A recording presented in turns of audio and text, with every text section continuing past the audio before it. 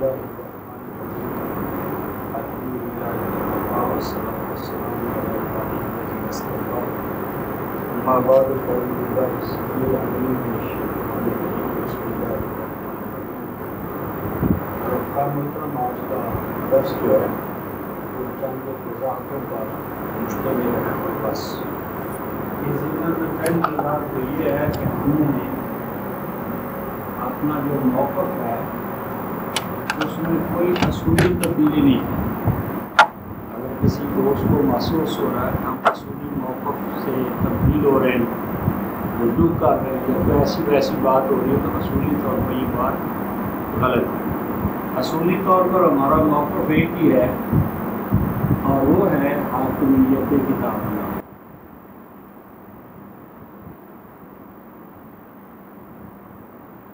حاکمیت کتاب اللہ جو ہے وہ ہمارا موقف ہے، اور حاکمیت کتاب اللہ کو نہ ہم نے کبھی چھوڑا ہے، نہ چھوڑ سکتے،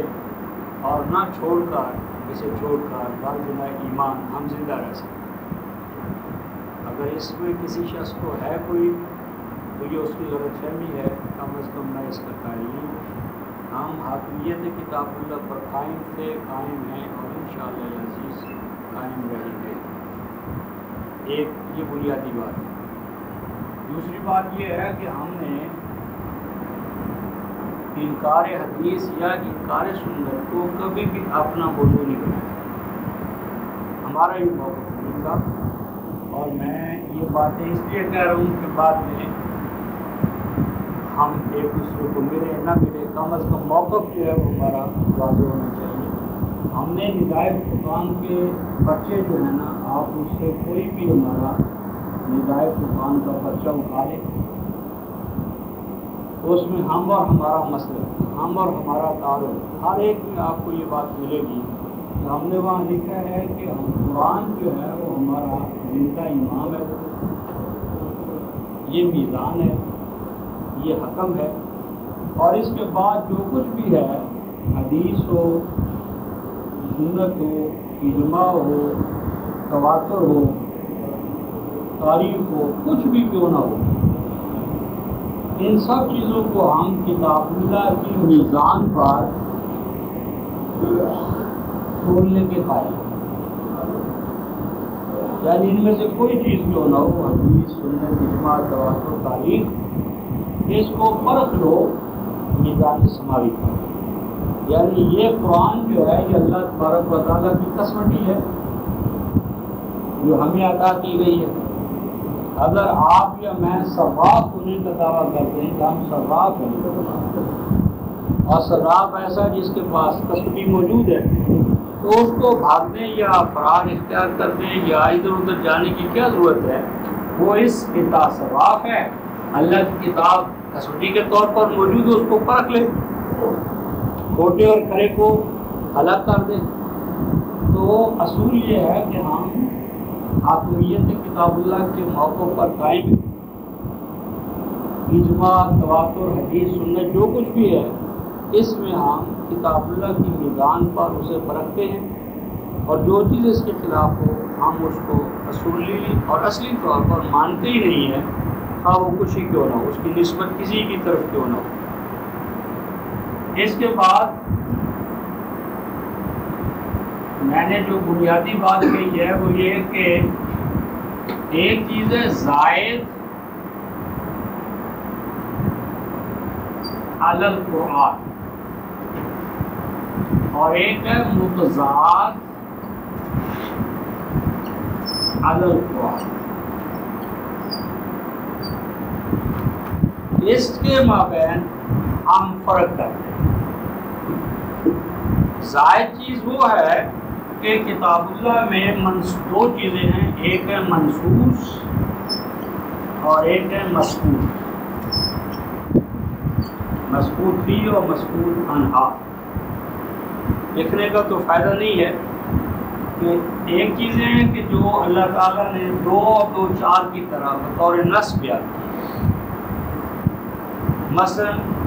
فرمایا کہ مطلقات جو ہیں جن کو طلاق دی جائے، خاص طور پر جن کے وہ خاوند مر جائیں،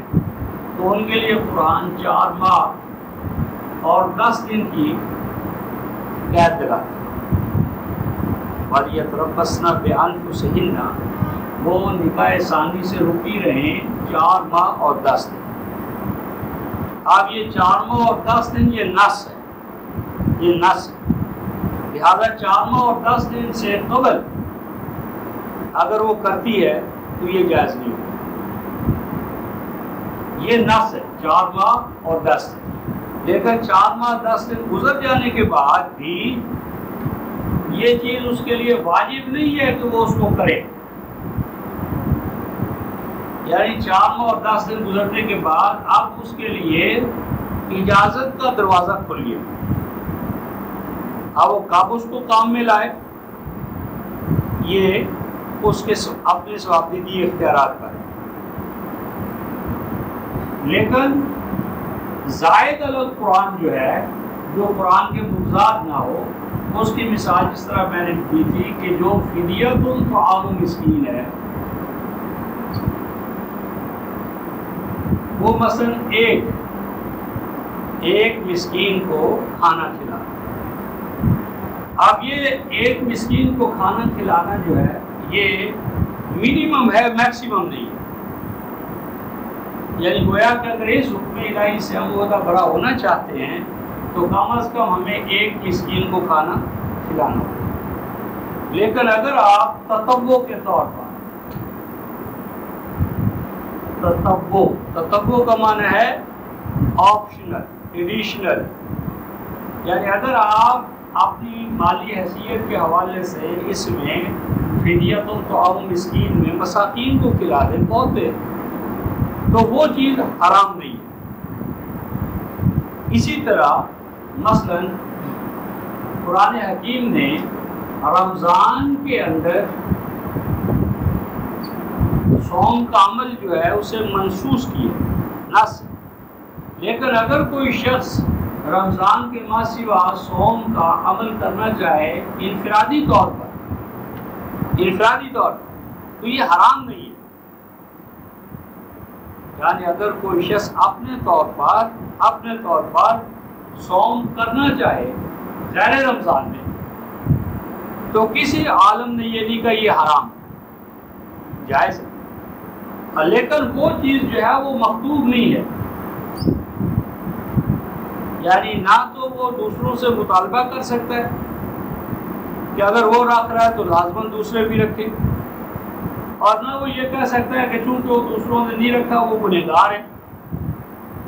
اور نہ وہ اس کے کرنے سے اپنے لیے کوئی فضیلت جو ہے دوسروں پر ظاہر کر سکتا ہے، لیکن اس کے اس فعل کو حرام قرار نہیں دے سکتے۔ اسی طرح قرآن حکیم نے سجدے کو تقرب کا ذریعہ قرار دیا، واسطہ وقت کرے، تقرب الہی کا ذریعہ، اور قرآن حکیم نے سجدے کے ساتھ ادبار السجود، سب و ادبار السجود، یعنی سجود کے بعد ساجد ہو جانے کے بعد استغفار کا، حمد کا، تحمید کا، تسبیح کا حکم دیا۔ اب یہ جو استغفار، تسبیح، تحمید بعد الادبار ہے، بعد ادبار السجود ہے، تو آپ اگر سجدے کا ایک اطلاق قرآن میں صلاۃ پر ہوا ہے تو اگر اس سجود کے بعد، ادبار السجود کے بعد کوئی شخص مزید سجدہ کرنا چاہے تقرب کے حوالے سے، اللہ کی تحمید بیان کرنا چاہے، اللہ کی تسبیح بیان کرنا چاہے، استغفار کرنا چاہے، اور اس کو وہ قیام رکوع اور سجدے ہی کی حالت میں کرنا چاہے تو یہ حرام نہیں ہے۔ جس طرح کہ رمضان کے علاوہ اگر اسی تقرب اللہ کی نیت سے وہ صوم کا عمل کرتا ہے تو وہ دوسروں سے تو مطالبہ نہیں کر سکتا، لیکن فی حد ذات یہ تو حرام نہیں ہے، اگر وہ کرتا ہے تو یہ غلط بات نہیں ہے۔ تو ایک ہے مکتوب اور ایک ہے غیر مکتوب، تو غیر مکتوب نظریہ تعبد سے، تقرب سے قرآن حکیم نے یا شریعت نے منیمم کو متعین کیا ہے، میکسیمم کے لیے افراد کو خود چھوڑ دیا ہے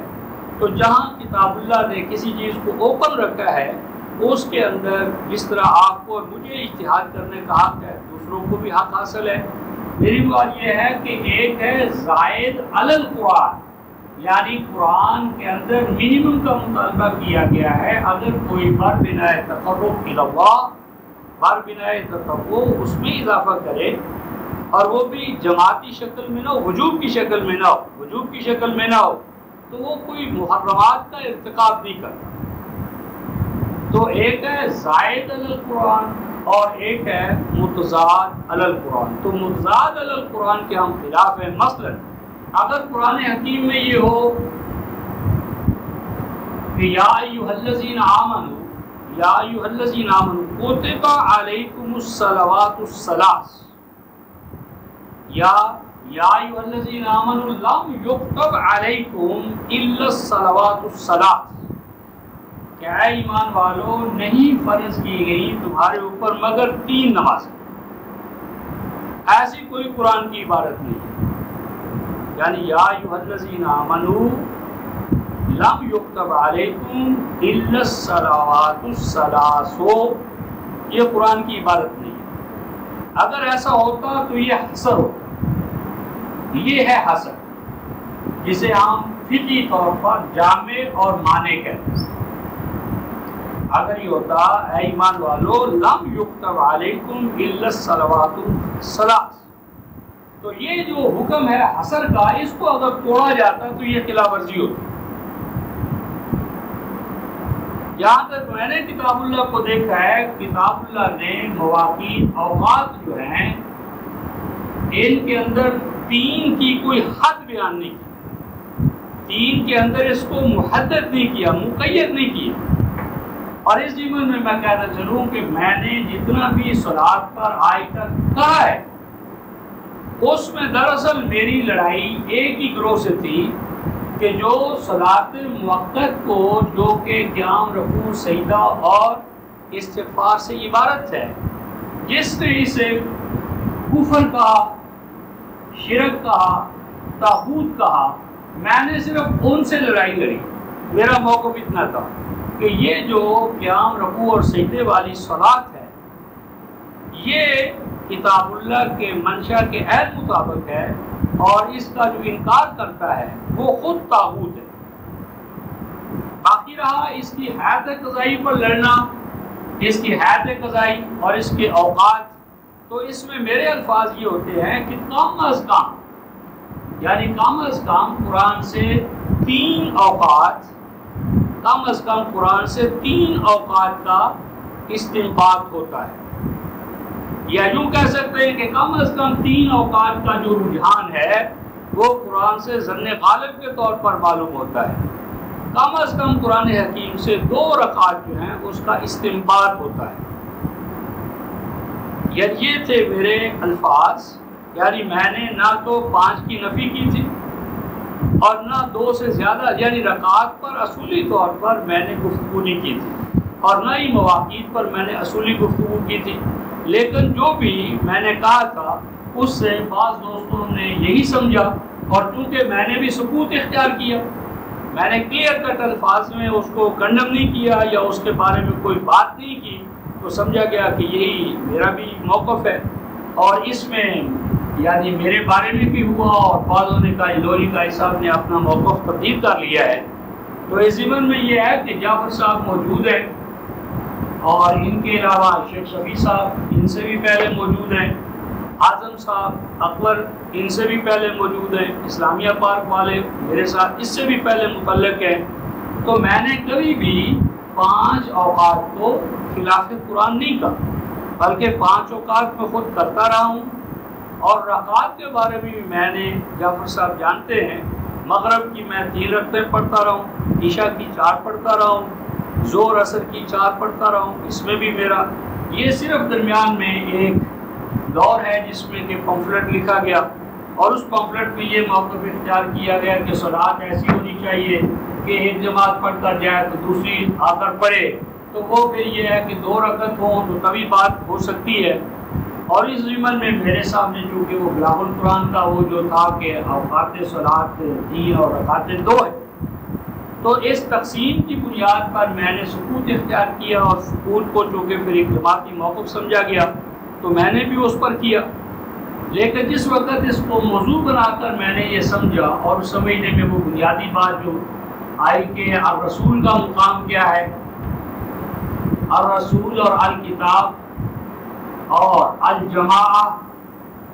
ان حوالوں سے جب یہ بحث چلی تو میں یہ سمجھا کہ پہلے الرسول ہے، اس کا صادق و امین ہونا ہے، اور اس کی صداقت و ایمانت پر ایمان بالرسول ہے، اور ایمان بالرسول کے بعد جو ہے نا وہ ایمان بالکتاب، اور یہاں سے پھر اللہ اور رسول کی جو اطاعت ہے، تو الرسول کی اطاعت کیا ہے، تو اس پر 14 کا جو مطلب ہے میرا وہ کتاب تھا یا درس تھا 14/8 کا، تو وہ میں سمجھتا ہوں کہ وہ ٹرننگ پوائنٹ ہے۔ اس میں میں نے یعنی رسول کا جو مقام ہے وہ 2129 کے حوالے سے اور 2151 کے حوالے سے، 364 کے حوالے سے اور 62(1)(3) تک، تو ان میں میں نے یہ کہا کہ رسول کی حیثیت مجرد ایک ہرکارے کی نہیں ہے، وہ مجرد ایک ڈاکیہ نہیں ہے کہ اس نے ڈاک پہنچائی، خط پہنچایا اور جب خط پہنچا دیا تو اب مسئلہ ختم۔ رسول اپنی بعثت کی یعنی ابتدائی گھڑی سے لے کر اپنے وفات کے آخری لمحے تک وہ الرسول، اور یہ رسول ہونے کے حوالے سے وہ المطاع ہے، اور المطاع ہونے کے ساتھ وہ المعلم ہے، اور اس کے ساتھ المبین ہے، اور اس کے ساتھ المزکی ہے، اور اس کے ساتھ معلم الکتاب، معلم الحکمہ، مزکی، یہ سارے مقامات ہیں۔ تو اس ضمن میں دوسری بات جو میں نے اس دوران آپ حضرات کے سامنے رکھی ہے وہ یہ کہ اللہ تعالیٰ نے جو احکام دیے تو ان احکام پر جو عمل درآمد ہے، عمل درآمد، وہ عمل درآمد عملی شکل میں وہ رسول نے کر کے دکھایا۔ مثلا قرآن میں جب آیا کبر ہو تکبیرہ، کبر ہو تکبیرہ، تو کبر ہو تکبیرہ کو اللہ اکبر یہ قول ہے، اور اسی قول کو عمل میں ڈھالنا ہے۔ ہر قول جو ہے عمل اس کا مطلوب ہے، یعنی مطلوب ہے اس سے، یعنی قول کی حیثیت ایک نعرے کی ہے، اس کی حیثیت ایک میثاق کی ہے، یہ ایک عہد ہے، یہ ایک عہد اللہ ہے، اور اس عہد اللہ کی وفا جو ہے وہ عمل ہے۔ بس اس سے میں نے یہ نتیجہ نکالا اور آپ کے سامنے بیان کیا تھا کہ یہ جو الصلاۃ ہے، الصلاۃ، اس میں جو اصول ہے وہ یہ ہے کہ اس کے جو ارکان ہیں، مثلا قیام ہے، رکوع ہے، سجدہ ہے، تو ان کی حیثیت اور الصلاۃ کی حیثیت ایک ٹوکن کی ہے، اس کی حیثیت ایک علامت کی ہے کہ احکام الہیہ کے لیے قیام کرنا، احکام الہیہ کے دین کے لیے اپنے آپ کو جھکاؤ کی حالت میں رکھنا، اور دین کے تقاضوں کو غالب کرنے کے لیے اپنا سب من تن دھن قربان کر دینا، اور اس کے لیے ایک جماعت بنانا، جماعت، صف بندی، امامت اور اطاعت۔ تو یہ صلاۃ دراصل یعنی اس کا جو قیام، رکوع اور سجدہ ہے، یہ اپنی ذات میں نصب العین نہیں ہے،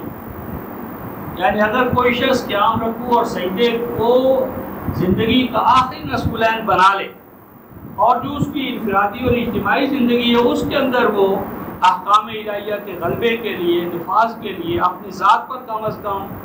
قوا انفسکم واہلیکم نعرہ کے تحت اگر جدوجہد نہ کرے، تو یہ صلاۃ جو ہے یہ فویل للمصلین میں آ جائے گی، یہ فویل للمصلین الذین هم عن صلاتهم ساہون۔ تو اگر اس کو مقصود کی ذات بنائے اور اس کے مقصد اعلیٰ سے غافل ہو جائے تو فویل للمصلین،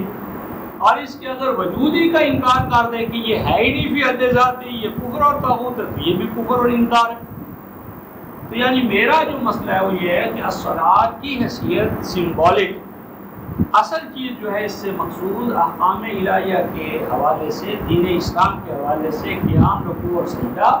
اور اس کے لیے الجماعت، جماعت کے لیے صف بندی، صف بندی کے لیے امامت، امامت کے لیے اطاعت۔ تو یہ بالکل صحیح ہے کہ اسلام کا رکن اعظم الصلاۃ ہے عمل میں، یعنی قرآن تھوریٹیکلی اور عملی طور پر منیچر جسے ہم کہتے ہیں، منیچر الاسلام المصغر،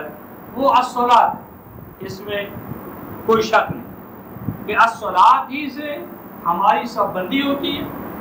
اسی سے ہم الجماع بنتے ہیں، اسی سے ہم امامت میں آتے ہیں، اور اسی امامت سے ہمارے لیے اطاعت آتی ہے۔ اور باقی یہ رہا کہ یہ تو تمکن فی الارض کے بغیر نہیں ہو سکتی، تو یہ تمکن فی الارض ہوگا تو پھر بات چلے گی، تمکن فی الارض ہی نہیں ہے، ہم کیسے کر سکتے ہیں؟ تو اس ایون میں رفتہ محترم میں نے 1087 کا حوالہ دیا تھا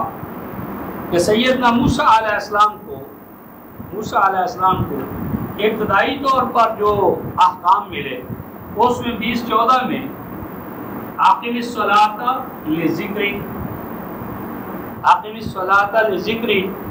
اب پہلا حکم جو ایمان کے بعد ان کو ملتا ہے، ایمان کے بعد، وہ الصلاۃ کی اقامت ہے، اور تمکن فی الارض ان کے پاس ہے ہی نہیں۔ تو ان کو تو کہنا چاہیے تھا کہ موسیٰ پہلے تو تمکن فی الارض حاصل کر، اور جب تمکن فی الارض حاصل ہو جائے تو پھر صلاۃ قائم کرنا۔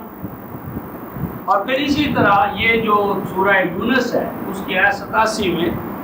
کہ اے موسیٰ اپنی امت کو حکم دے کہ یہ کہ بناؤ تم بیوتکم، اپنے گھروں کو، ان تبوأ لقومکم بمصر بیوتا، اس پر پہلے لیکچر ہو چکا ہے۔ اور آگے قرآن کہتا ہے کہ ان بیوت کے اندر کیا کام کرو، اقیم الصلاۃ۔ اب سوال پیدا ہوتا ہے کہ ابھی ان کا جو دور ہے وہ تو غلامی کا دور ہے، یعنی فرعون موجود ہے، اس کا استبداد موجود ہے، اس کا تمکن موجود ہے، تو اس کے غلبے کے اندر رہتے ہوئے وہ کیا حکم ہو رہا ہے کہ مرکز بناؤ، مراکز بناؤ، اور ان مراکز کے اندر الصلاۃ کو قائم کرو۔ تو اگر الصلاۃ قائم ہی نہیں ہو سکتی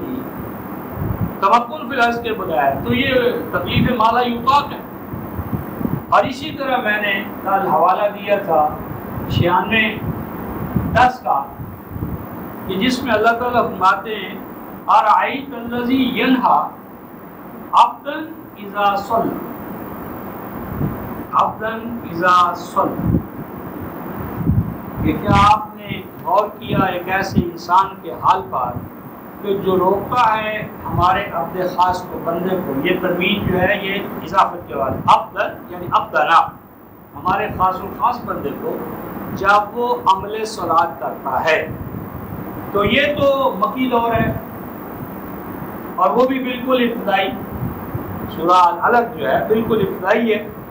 تو ابتدائی مکی دور کے اندر رسول جو ہے وہ صلاۃ کر رہا ہے۔ اور دوسری اہم بات یہ میں نے کل عرض کی تھی رفقا محترم، کہ جو قرآن کے اندر یہ قرآن سے ہم صلاۃ لیں گے، صلاۃ ساری کی ساری کیا ہے، قرآن ہی سے معلوم ہوگا، قرآن سے باہر نہیں۔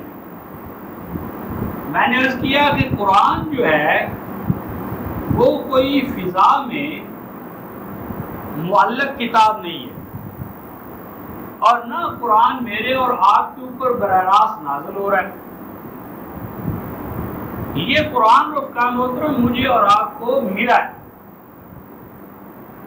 یہ قرآن جو ہے مجھے اور آپ کو ملا ہے ورثے میں، اس کے ہم وارث بنائے گئے۔ اور ہمیں وارث اس طرح نہیں ہمیں بنایا گیا کہ براہ راست اللہ نے ہمارے اوپر یہ کلام ورثے کے طور پر نازل کیا ہو، اس کی ایک امت وارث بنائی گئی ہے۔ یہ جو ہے ثم اورثنا الکتاب الذین اصطفینا من عبادنا، تو اللہ تعالیٰ نے عباد مصطفیٰ، جس کو کہ امت مجتبیٰ کہا، صحابہ کرام کہا، یہ قرآن ان کے پہلے رسول کو ملا، رسول سے یہ ورثہ جو ہے السابقون الاولون کو، سابقون سے تابعین بالاحسان کو۔ تو یہ کم از کم تین جنریشنز جو ہیں کہ پہلے الرسول، اس کے بعد الجماعہ یعنی جماعت و اصحاب الرسول، اور ان اصحاب الرسول کے اندر یعنی 100 کے حوالے سے السابقون الاولون من المہاجرین والانصار، اور تیسری جماعت ہے التابعین بالاحسان یا التابعون بالاحسان۔ تو یہ قرآن ہمیں براہ راست ملنے کی بجائے الرسول سے جماعت صحابہ السابقون الاولون، اور ان سابقون الاولون کے بعد تابعین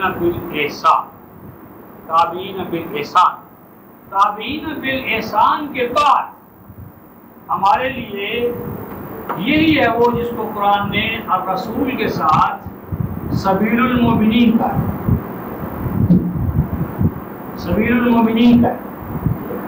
اور اسی کو میں الرسول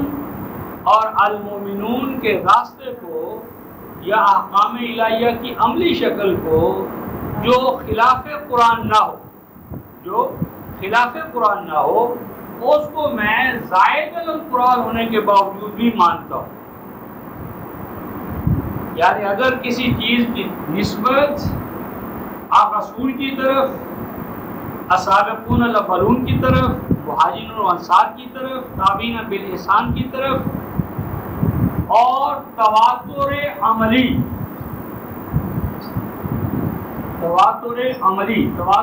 سے مراد ہے ارکان میں حج ہے، صوم ہے، صلاۃ ہے، الجہاد ہے۔ تو ان کے جو عملی شکلیں جو کہ مذکور فی القرآن نہیں، لیکن وہ خلاف قرآن نہیں ہے، اور امت کا عمل متواتر ان پہ شرق و غرب میں گواہ ٹھہرا ہوا ہے۔ تو وہ عمل متواتر جو امت کے شرق و غرب میں پھیلا ہوا ہے، اب دو صورتیں ہیں، یا تو یہ کہا جائے کہ یہ امت پر کسی جابر سلطان نے یہ مسلط کیا ہے،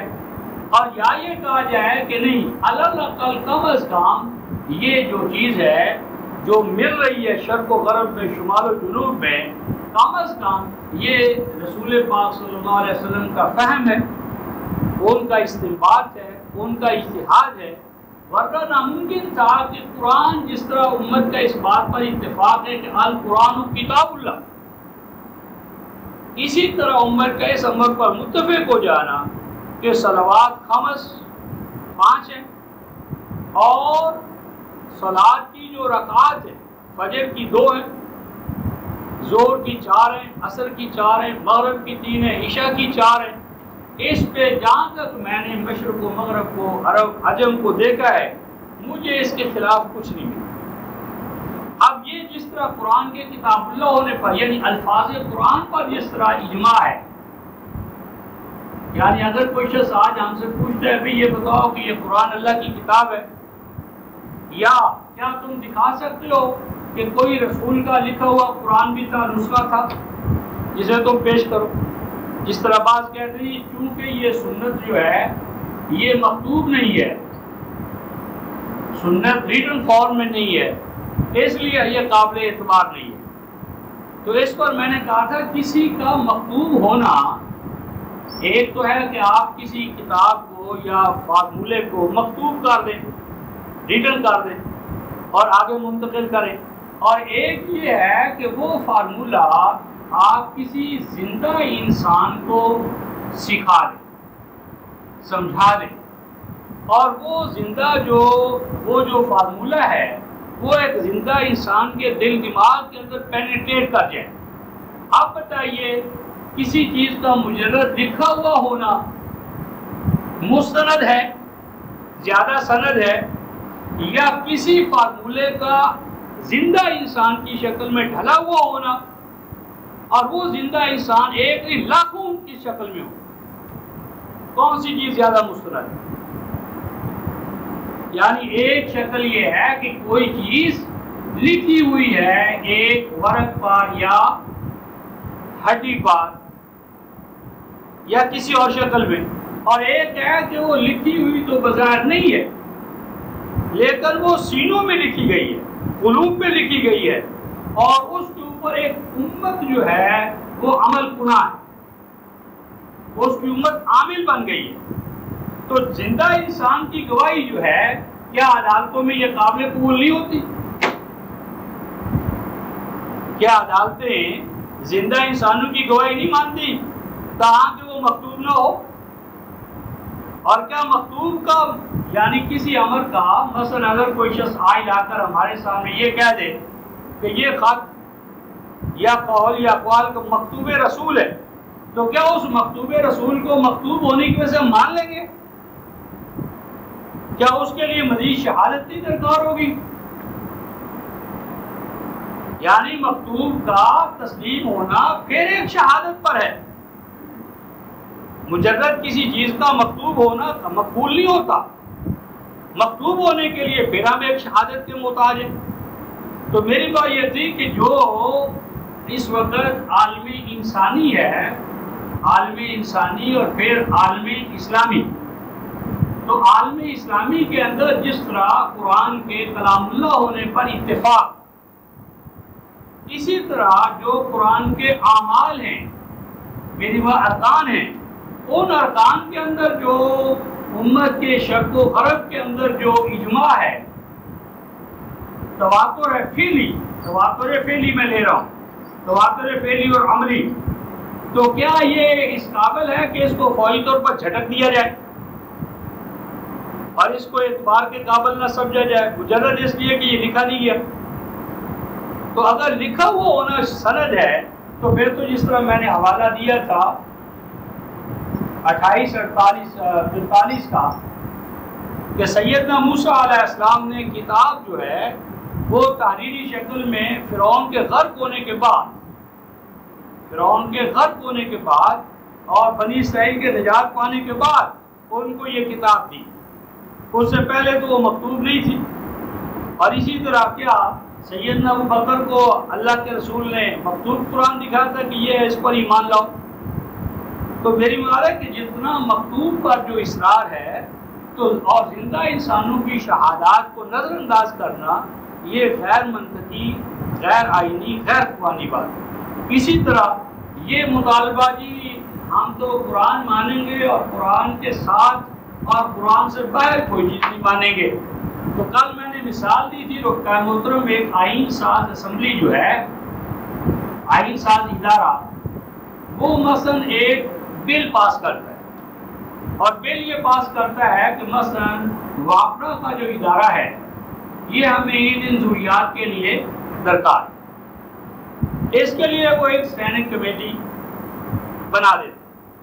اور اس کمیٹی کے ذمہ لگاتا ہے کہ وہ وافرہ کا بل جو ہے اس کی جو شکیں ہیں، اغراض و مقاصد ہیں، بائی لاز ہیں، وہ متعین کرے، اور وہ جو اب وافرہ کے ضمنی جو قوانین ہوں گے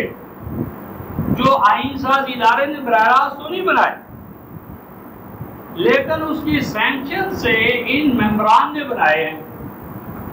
جو اس فن کے ماہر ہیں۔ اب یہ جو وافرہ کے بائی لاز بنے ہیں، کیا آپ کہیں گے کہ یہ آئین سے آؤٹ ہے، آئین سے باہر ہے؟ چونکہ آئین سے باہر ہے میں ان کی خلاف ورزی کروں گا، میں نہیں مانتا ان کو۔ دیکھنا ہے کہ اس کی جڑ اور اساس کیا ہے، جڑ اور اساس وہ سینکشن ہے جس کے نتیجے میں یہ باڈی اریکٹ ہوئی ہے، اور اس منشا کو پورا کرنے کے لیے اس کے لیے جو بائی لاز بنائے گئے ہیں، ایکٹس ہیں، وافرہ ایکٹ ہے اور اس کے بائی لاز، اس کا ماننا بھی آئین ساز ادارے کی اطاعت، ہٹا ہوا نہیں۔ اسی طرح جب اللہ تعالیٰ نے اپنے الکتاب کے ساتھ الرسول کو بھیجا، الرسول کو بھیجا اور اسے معلم بنایا، معلم الکتاب بنایا، معلم الحکمہ بنایا، اسے مطاع بنایا اور اس کی اطاعت کو واجب قرار دیا اور اس کے فیصلوں کو دین میں حتمی قرار دیا اور ان کے فیصلوں سے انحراف کرنے کو شرک، کفر اور طاغوت اور نفاق قرار دیا، اور یہ کہا کہ قرآن کے ساتھ اب رسول کی جو اطاعت ہے اسی میں اللہ کی اطاعت ہے۔ تو اس ضمن میں منشا الہی کو پورا کرنے کے لیے جو چیزیں ضوابط علم اور عمل میں رسول اللہ نے تشکیل دیے ہیں ان کو یہ سمجھنا کہ وہ قرآن سے باہر ہیں، یہ اصولی طور پر میں اس کو تسلیم نہیں کرتا۔ اور آگے رہی بات یہ جی جب تک مکتوب نہ ہو بات آگے نہیں چلتی۔ اس ضمن میں نے یہ عرض کیا تھا کہ جو ہمارا مثلا برطانیہ آپ تک جو چل رہا ہے اور براعظموں کے براعظموں پر انہوں نے حکومت کی ہے، اور ان کا حال یہ ہے رفقۂ محترم کہ ان کا جو کانسٹیٹیوشن ہے وہ کوئی ریٹن کانسٹیٹیوشن نہیں ہے، کانسٹیٹیوشن ریٹن نہیں ہے، لیکن ان کے جو کنونشنز ہیں یعنی عادات، رواجات، نظائر، اشباہ، تو وہ ان کے قلوب و اذہان میں وہ اتنے راسخ ہو گئے ہیں کہ کوئی گورنمنٹ ان کو وائلیٹ نہیں کر سکتی، الگ ہو کر چل نہیں سکتی۔ تو اگر برطانیہ جو ہے وہ غیر مطبوع ان ریٹن کانسٹیٹیوشن کو جو عمل میں اداروں میں وہ موجود ہے، یعنی غیر مکتوب کا معنی غیر موجود نہیں ہوتا، بلکہ جو چیز عمل میں آ جائے وہ مکتوب سے زیادہ مستند ہو جاتی ہے۔ تو میری بات یہ تھی کہ یہ جو نبی پاک صلی اللہ علیہ وسلم کے اعمال ہیں اور ان پر امت کا اس حد تک اجماع کہ شیعہ اور سنہ بھی آ کر وہاں متفق ہو جائیں، تو یہ ایسی بات نہیں ہے کہ جسے جھٹک دیا۔ اور کل میں نے عرض کیا تھا کہ تراویح کا مسئلہ دیکھ لیں، آج تک اس میں وہ اختلاف ہے اور قائم۔ اور آخری بات علی سبیل التنزل، میں کہتا ہوں رفقائے محترم کہ اگر مان لیا کہ اوقات 3 ہیں، اگرچہ ہم قرآن سے 3 کی حد بندی نہیں دکھا سکتے، وہ شخص نہیں کہہ سکتا کہ انما کتب علیکم الصلوات الثلاث۔ اور کل میں نے عرض کیا تھا کہ بلاغ القرآن نے 3 اوقات اور 2 رکعت کے موقف کو اپنا مسلک بنایا ہے، لیکن ان کا بھی میں نے صفحہ 53 کا آپ کو حوالہ دکھایا تھا کہ وہ کہتا ہے کہ ہم تمام مکاتب فکر کے ساتھ صلاۃ ادا کرنے کے لیے تیار ہیں، یعنی باوجود اس کے کہ 3 اوقات کے قائل ہیں 2 رکعت کے، لیکن دوسرے مکاتب فکر کے پاس جائے گا تو اوقات 5 ہیں، اور ہر وقت میں کہیں 2 ہیں، کہیں 3 ہیں، کہیں 4 ہیں۔ تو اس صورت کے اندر وہ وہاں جا کر جب صلاۃ ادا کرے گا تو کیا وہ سمجھے گا کہ اس کے موقف کی نفی ہو گئی؟ اور پھر یہ ہے رفقائے محترم کہ فرض کر لیں کہ اوقات صلاۃ 3 ہے، فرض کر لیں، اور تو اگر ہم 5 کرتے فرض کر لیں تو کیا 5 میں 3 نہیں آ جائیں گے؟ یعنی یہی ہے نا کہ آپ کہہ سکتے ہیں کہ جی ہم نے ایک زائد بوجھ اپنے اوپر لے لیا، لیکن اگر اللہ تبارک و تعالیٰ کے حضور میں ہم گئے، محاسبہ ہوا اور وہاں پتہ چلا نہیں اوقات تو 5 ہی تھے، تو 2 کو ڈراپ کرنے والا خطرے میں رہے گا، یا 2 زائد اگر وہ کر بھی رہا ہے، فرض بھی کر لیں، وہ تو اپنے طور پر نہیں کر رہا لیکن مان بھی لیا، تو یہی ہے نا کہ جو 2 وقت اس نے ایڈیشن کیا ہے تو یہی ہے کہ اس نے اپنے دنیاوی کاموں کو ترک کر کے چھوڑ کر اللہ کے تقرب کے لیے کیا ہے۔ تو اس وقت میں وہ تاش بھی کھیل سکتا تھا، کھا بھی سکتا تھا، بچوں کے ساتھ بھی جا سکتا تھا، جس طرح میں نے مثال دی ہے کہ اگر رمضان ہے گزر گیا، رمضان کے بعد روزہ رکھنا کسی فقیر نے حرمت کا فیصلہ نہیں کیا، بلاغ القرآن والوں نے اس کی حرمت کا فیصلہ نہیں دیا۔ تو اگر غیر قرآن رمضان میں روزہ رکھنا حرام نہیں ہے، اور اللہ تعالیٰ نے لیل و نہار کے بارے فرمایا لیل و نہار کے خلفۃ لمن اراد ان یذکر او اراد شکورا، تو اگر اس اساس پر وہ کرتا ہے تو کوئی حرام کا ارتکاب تو نہیں کرتا، بلکہ اگر آگے جا کر دیکھا جائے تو احتیاط پر وہ قائم ہے۔ اور اسی طرح اگر 3 رکعت آپ پڑھتے تو 2 رکعت اس میں شامل، یعنی 3 یا 4 پڑھنے میں ایسا نہیں ہوتا کہ جو صلاۃ کے اندر کوئی کمی ہو گئی ہے، یعنی منشے کو وہ پورا کر رہا ہے، 3 کے اندر بھی 2 شامل ہیں، 4 کے اندر بھی 2 شامل ہیں، اور سب سے بڑی بات یہ ہے کہ جس طرح مجھے اور آپ کو حق حاصل ہے کہ میں اجتہاد کروں، اسی طرح محمد رسول اللہ والذین معہ کو تو یہ حق حاصل نہیں ہے۔ اور جس طرح آج کا مرکز ملت یہ حق رکھتا ہے کہ وہ بائی لاز بنائے، تو جو محمد رسول اللہ والذین معہ سے بائی لاز چلے آ رہے ہیں ان کو کیوں وہ نیت کرتے اور امت میں ایک تفرقے کا نیا دروازہ ہم کیوں کھولے؟ اور اسی ضمن میں یہ جی حدیث معراج سے 5 اوقات بنے، تو میں نے بتایا تھا غلط ہے۔ حدیث معراج 5 کی بنیاد نہیں ہے، کیونکہ حدیث معراج بخاری وغیرہ یہ تو ہم نے خود کہا کہ یہ تو 2ری صدی کے آخر پر یا 3ری صدی کے وسط میں اس شکل میں آئی ہیں، اور اس سے پہلے تو رسول کی سنتیں حجت ثابتہ کے طور پر تھی نہ کہ احادیث۔ تو اب موقع امام مالک جو ہے، جو 1 صدی ہجری کے اندر یعنی سیدنا عمر ابن عبدالعزیز جب 99 ہجری میں آئے ہیں تو ان کے حکم سے یہ کام شروع ہوا، اور 103 کے اندر عبداللہ ابن حزم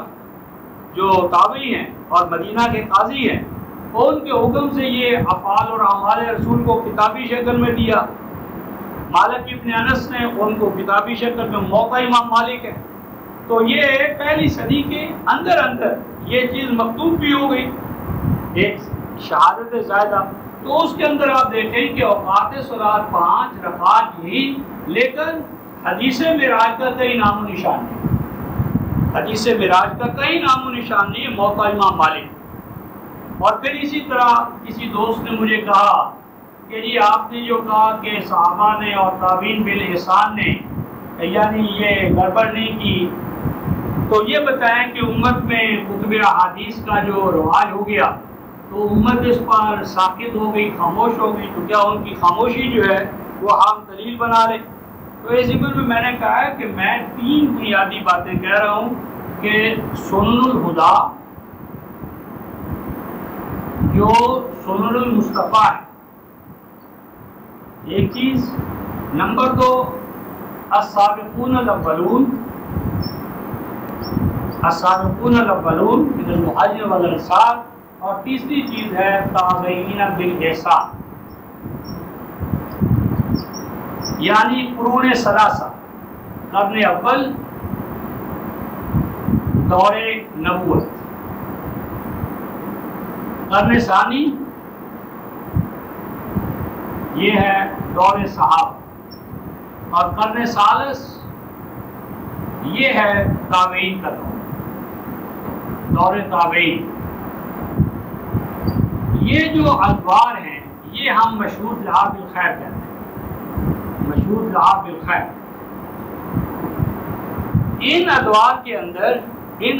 کے اندر صرف ایک تبدیلی آئی ہے رفقائے محترم، اور وہ تبدیلی ہے سیاست کے اندر، یعنی خلافت عامہ کی بجائے یعنی پوری امت اپنے میں سے ایک اصلہ انسان کو اپنا خلیفہ بنائے، خلافت عامہ۔ اور اس کے برعکس یہ ہے کہ ایک خاندان کے اندر حق انتخاب منحصر ہو جائے۔ یہ ہے تبدیلی، اس کے سوا دین میں کوئی تبدیلی نہیں ہے۔ سیاسی حوالے سے یہ ہوا کہ یہ جو خلافت عامہ کا ادارہ تھا یہ منحصر ہو گیا مثلا آپ کے بنو امیہ میں، بنو عباس میں، فاطمین مصر میں، آگے چل کر 1924 تک عثمانیوں میں، اطراف جو ہے 1914۔ تو محمد رسول اللہ کی وفات سے لے کر 1924 تک اس امت میں خلافت عامہ صرف ایک تبدیلی کے ساتھ کہ یہ حق انتخاب محدود ہو گیا تھا ایک خاندان میں۔ یہ ایک الگ بحث ہے، یہ آئیڈیل نہیں ہے، یعنی یہ صورت جو تھی یہ آئیڈیل نہیں تھی، یہ ہم مانتے ہیں، لیکن اس آئیڈیل کے باوجود، آئیڈیل نہ ہونے کے باوجود یہ فیکچول تھی، یعنی واقعاتی حوالے سے، یعنی اس میں سوائے اس کے کہ حق انتخاب محدود ہو گیا ایک خاندان میں، اس کے سوا کوئی یعنی نماز، صلاۃ، صوم، حج، جہاد، کسی چیز میں کوئی تبدیلی نہیں آئی۔ حتیٰ کہ آپ دیکھیں کہ حجاج ابن یوسف جیسا ظالم انسان جو ہے رفقائے محترم، جسے ہم ظالم کہتے ہیں، اس کے دور کا آپ اندازہ لگا لیں کہ عالم اسلامی پورے کا پورا جو تھا اس کی ایک وحدت تھی، اس میں کوئی مذہبی فرقہ نہیں تھا، اس میں کوئی شخص یعنی ولید ابن عبد الملک جیسا کہتے ہیں میں عمر نہیں ہوں، ابو بکر نہیں ہوں، لیکن اس کے باوجود تم مجھے بتاؤ کہ میری مملکت میں کوئی ایسا قابل ذکر آبادی کا مجموعہ جہاں مسجد نہ ہو، قاضی نہ ہو، نابینے کے لیے عصا اٹھانے والا، لاٹھی اٹھانے والا انسان نہ ہو خدمت کے لیے، اور محتاج اس کا وظیفہ نہ ہو، حتیٰ کہ اگرچہ وہ اہل ذمہ ان میں سے کیوں نہ ہو، مجھے لا کر دکھاؤ۔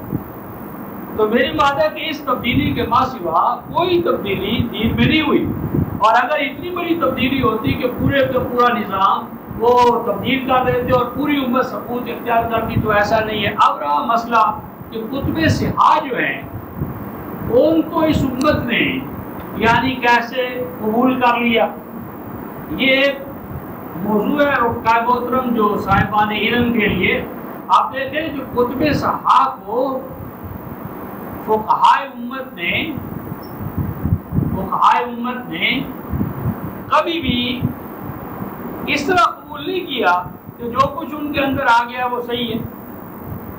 یعنی اگر آپ فقہائے احناف کو لیں،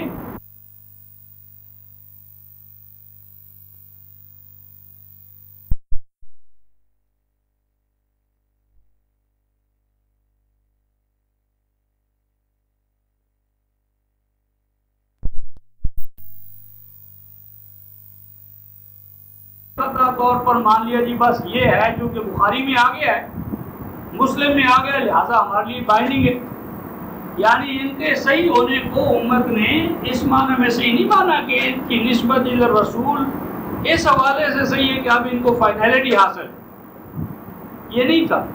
یہ صحیح ہونا یہ رفقائے محترم ایک اصطلاح ہے محدثین کی، یہ صحیح ہونا اصطلاح ہے محدثین کی، اور اس کا معنی یہ ہوتا ہے کہ یہ چیز صحیح ہے ان اصولوں کی بنیاد پر جو محدثین نے خود ٹھہرائے۔ تو اس ضمن میں ایک تو یعنی یہ جو ہے صحیح ہونے کو امت نے اس طرح قبول نہیں کیا جس طرح آج دور زوال میں ہم سمجھ رہے ہیں، یعنی تقلید کے دور میں ہم سمجھ رہے ہیں۔ اور آج بھی ایسے علماء موجود ہیں کہ جو کہتے ہیں کہ کسی حدیث کا بخاری میں ہونا لازم نہیں کہ وہ صحیح ہو، ہم بخاری کی حدیث پر سندن، متنن اور قرآنن آج بھی تنقید کر سکتے ہیں، اور اگر وہ خلاف قرآن ہو تو آج بھی ہم اسے رد کر سکتے ہیں۔ یعنی اس میں ہمارے استاد علامہ عبید اللہ سندھی ان کا بھی یہی موقف ہے، یعنی کسی حدیث کا بخاری میں ہونا، مسلم میں ہونا اس کے صحیح ہونے کی دلیل نہیں ہے، بلکہ اسے آج بھی روایت کے حوالے سے، درایت کے حوالے سے، اصول درایت کے حوالے سے آج بھی پرکھا جائے گا، اور اس کا خلاف قرآن ہونا تو خود بخود اس بات کی دلیل ہے کہ وہ قول رسول نہیں ہے۔ اور یہ بات خود حدیث اور سنت کا دفاع کرنے والے وقی انسان یعنی علامہ مودودی صاحب کا اپنا جو موقف ہے، اور میں تاریخیں ان کی دکھا سکتا ہوں کہ انہوں نے خود یہ بات لکھی ہے کہ میں کسی چیز کے بخاری میں ہونے کو دین کی حجت نہیں مانتا، کہاں کہ وہ آج بھی اس پر درایت کے حوالے سے، روایت کے حوالے سے، قرآن کے حوالے سے گفتگو ہو سکتی ہے، اور اگر وہ بخاری میں ہے لیکن درایت کے خلاف ہے، قرآن کے خلاف ہے، تو میں آج نہیں مانتا اس کو، میں مکلف نہیں ٹھہرایا گیا۔ اور ان سے بھی اوپر یعنی ہمارے علامہ حمید الدین فرائی، تو یہ جو حمید الدین فرائی ہیں، ان کا اسکول آف تھاٹ یہ تھا اور ہے کہ بھائی جو قرآن کی تفسیر وہی موت پر ہے جو قرآن کے اپنے بیانات کے حوالے سے ہو، قرآن کی وہی تفسیر موت پر ہے جو قرآن کے اپنے بیانات کے حوالے سے ہو، اور عمل رسول وہی موت پر ہے جس کے پیچھے پشت پاک کتاب اللہ کی شہادت ہو۔ اور اگر کوئی عمل رسول ہے منسوب الی الرسول لیکن وہ خلاف قرآن ہے تو اس کی نسبت الی الرسول باطل ہے، اور یہی حال احادیث کا ہے۔ یعنی اصل چیز کتاب اللہ ہے، کتاب اللہ کے بعد امت کا عمل متواتر ہے بشرطے کہ وہ کتاب اللہ کے خلاف نہ ہو۔ اگر وہ کتاب اللہ کے خلاف ہے تو ہماری سند و دلیل کی تو کوئی وہاں بات ہی نہیں ہے، مجرد اس کا خلاف کتاب اللہ ہونا اس کے لیے غلط ہونے کے لیے کافی ہے۔ لیکن یہاں ایک سوال ہے رفقائے محترم، اور وہ یہ کہ کسی چیز کا غلط ہونا اس کا فیصلہ اناڑی نہیں کرے گا، اس کا فیصلہ بھی وہی کرے گا جو اس فیلڈ کا اسپیشلسٹ ہے۔ جب آپ ہر فن کے اندر اسپیشلسٹ کی رائے مانتے ہیں، میڈیکل سائنسز کے اندر MBBS ہوگا تو اس کی رائے مانی جائے گی، تعمیرات کے اندر جو آرکیٹیکٹ اس کا آپ فیصلہ مانتے ہیں، تو آخر دین یتیم رہ گیا کہ اس میں جو اناڑی اٹھے اور وہ بائے بسم اللہ کی ترکیب بھی نہ کر سکے اور اس کے اندر کوئی اس کے پاس اتھارٹی نہ، اور وہ اپنے طور پر جو منہ میں ہے وہی تو وہی بکتا رہے اور کہہ یہ خلاف قرآن ہے، تو اسے خلاف قرآن ہونے کو علمی جو حوالے ہیں،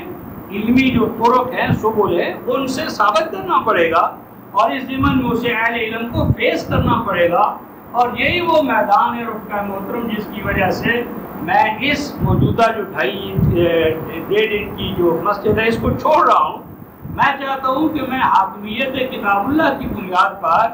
اگر میرے پاس کوئی علم ہے، حکمت ہے، قرآن کی حاکمیت کا میں چیمپئن ہوں، تو میں یہ چاہتا ہوں کہ میں اپنے اس موقف کو تمام دنیا کے اور کم از کم پاکستان کے لاہور کے جو علمی مراکز ہیں ان پر یہ موقف لے کر جاؤں، ان کے سامنے اپنا یہ موقف پیش کروں۔ تو یہ کیسے کر سکتا ہوں کہ جب میں ہی یعنی جو تفریق بین المومنین پہ خود قائم ہوں، اور میرے دائیں بائیں ایسے افراد ہیں کہ جو رسول کا نام سن کر ان کی طرف منسوب قول سن کر لعنت بھیجتے ہیں، ابوسن کم تنیرہ ہو جاتے ہیں، چہرے ان کے بگڑ جاتے ہیں۔ یعنی اگر رسول کا نام لے تو کوئی ان کے باز نہیں، رسول اللہ کا نام لے تو چہرہ بگڑ جائے۔ تو میں یہ چاہتا ہوں کہ ہم گھبرائیں نہیں، بھاگے نہیں۔ اگر ہمارا ایمان بالقرآن ہے اور قرآن کو کسوٹی اور معیار مانتے ہیں تو بھاگنا کہاں؟ اور میں تو رفقائے محترم بھاگنا بھی چاہوں تو نہیں بھاگ سکتا۔ یعنی میری تو لائبلٹی جو ہے وہ حاکمیت کتاب اللہ تو ہمارا مرکزی مقام ہے، مرکزی نقطہ ہے۔ کوئی چیز جو حاکمیت کتاب اللہ کو انجر کرتی ہے سوال ہی پیدا نہیں ہوتا۔ باقی کہنا جی بھائی صاحب تو اب یعنی شیعوں کے گھوڑے کی بھی لگام پکڑیں گے، تو میں اس کی بصیرت پر سوائے ماتم کرنے کی کیا کہہ سکتا ہوں کہ بھئی میں کہہ رہا ہوں کہ اساس جو ہے وہ کتاب اللہ میں ہے۔ عملی شکل اس کی ہو سکتا ہے کہ وہ باہر ہو، لیکن اس عملی شکل کو پرکھنے کا کتاب اللہ میں معیار موجود ہے۔ تو اب رسول کے نواسے کے نام پر گھوڑا نکالنا کتاب اللہ میں یہ کہاں ہے؟ منصوص تو ایک طرح ہوا، مسکوت فی بھی نہیں ہے۔ تو میرے بات کہ یہ طرز عمل استہزاء کتاب اللہ کے ساتھ اور ان اسس اور مبانی کے ساتھ کہ جن کے حوالے سے ہم گفتگو کر رہے ہیں۔ اس کے بعد رفقائے محترم میں آتا ہوں صلاتی کی جانب کہ الصلاۃ کے حوالے سے کہنے والے کہتے ہیں جی کہ کیا ایسا کوئی اشارہ ہے کہ 5 کی بات ہو سکے؟ پہلا مسئلہ یہ ہے کہ مسئلہ بات کا نہیں ہے، جس پر میں نے پہلے عرض کیا کہ یہ قرآن آپ پر نازل نہیں ہو رہا، میری امت پر نازل نہیں ہوا۔ اس قرآن کا بھی ایک ماضی ہے، یہ قرآن ماضی سے ہماری طرف منتقل ہوا ہے اور یہ کچھ ہاتھوں سے منتقل ہوا ہے۔ کیا وہ ہاتھ امین ہیں یا خائن ہیں؟ اور کیا اللہ تعالیٰ نے الفاظ کی حفاظت تو کی ہے اور جو الفاظ کے معانی ہیں، مقاصد ہیں، غایات ہیں، ان کا بیڑا غرق ہونے کی اجازت دے دی ہے؟ یعنی اگر کوئی کتاب جو ہے ان سے الفاظ تو محفوظ رہیں، اور الفاظ کی حفاظت کا عملی فائدہ کیا ہے رفقائے محترم؟ الفاظ محفوظ، یہ قرآن کا متن محفوظ ہے، کیونکہ متن محفوظ ہے لہذا بڑی بات ہے۔ اللہ کے بندو مسئلہ متن کا نہیں ہے، مسئلہ تو یہ کہ اس متن کے اوپر کیا اس سے استنباط جو ہے اس میں اختلاف ہو سکتا ہے یا نہیں۔ متن تو ایک ہے، لیکن متن کی جو انٹرپریٹیشن ہے، اس متن کی جو انٹرپریٹیشن ہے، اس انٹرپریٹیشن میں اختلاف ہوتا ہے یا نہیں، ہو سکتا ہے یا نہیں ہو سکتا۔ اگر متن کے اندر انٹرپریٹیشن کے اختلاف ہر وقت ہو سکتا ہے تو سوال یہ ہے کہ اسے کیسے ختم کیا جائے۔ میری اور آپ کی تک بندی سے یا میرا ذہن یہ کہتا ہے، میں یہ سوچتا ہوں، میرا ذہن یہ کہتا ہے، تو اگر میرے ذہن اور میری سوچ میں اس کا کوئی مقام ہے تو وہ نبی تو نہیں جو یہ کہہ رہا ہے، نہ وہ معصوم ہے، تو دوسروں کو وہ اس حق سے کیسے معلوم کرے گا؟ جس طرح آپ کو یہ حق حاصل ہے، دوسرے افراد کو بھی حق حاصل ہے۔ اور اس تصادم کا حل کیا ہے عملی طور پر؟ جس طرح میں نے مثال دی تھی پہلے ہی دن، کیا صلاۃ کو اگر امت کے اعمال متواترہ سے کاٹ دیا جائے تو ایک صلاۃ ہی کے باب میں اوقات کے حوالے سے 5 اوقات، عبداللہ چکاروی جو حدیث کو طاغوت، کفر، شرک اور رسول کی سنت کو اتنی گالیاں دیتا ہے، میرے پاس ہی نہیں دنوں چونکہ وہ تفسیر آئی ہے، پہلے میرے پاس نہیں تھی، تو جب میں نے اس کا استحصال کیا تو جتنی گالیاں حدیث رسول کو، قول رسول کو، لیکن اوقات صلاۃ 5، اوقات صلاۃ 5، دوسرا کہتا ہے 3، تیسرا کہتا ہے 2 اور ایک کہتا ہے 7۔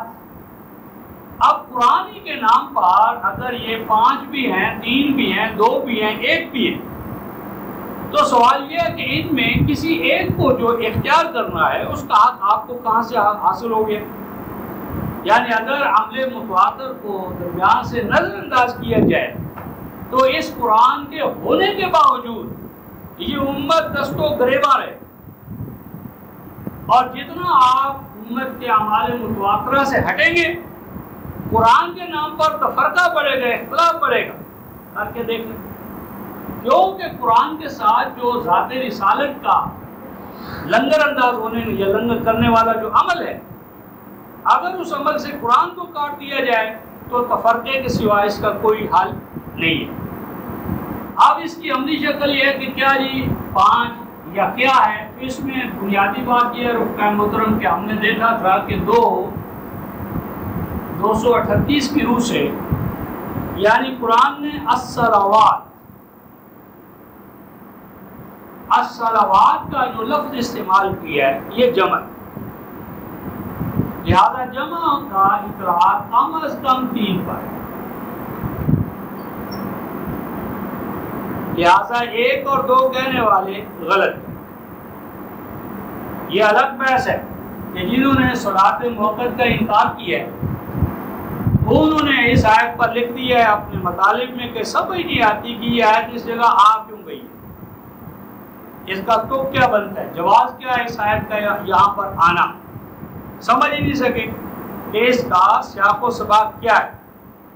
خیر، اب صلوات جو ہے جمع ہے رفقۂ محترم، لہذا 3 سے کم تو نہیں ہو سکتا، ایک بات۔ اب اس کے بعد جو ہمارے 3 والے ہیں وہ کہتے ہیں کہ یہ جو 11-114 ہے یہ موقع کہ اس میں کہتے ہیں کہ طرفی النہار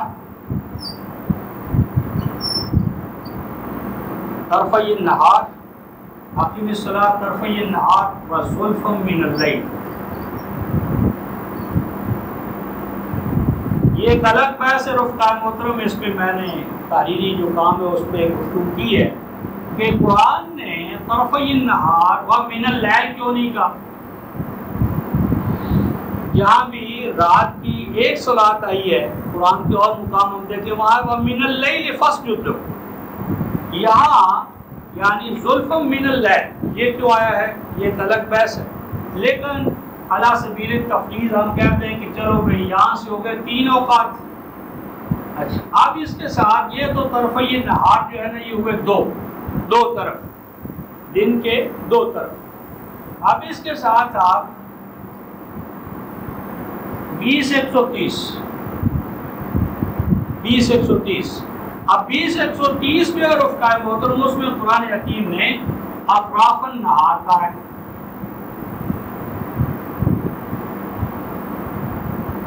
اطراف النہار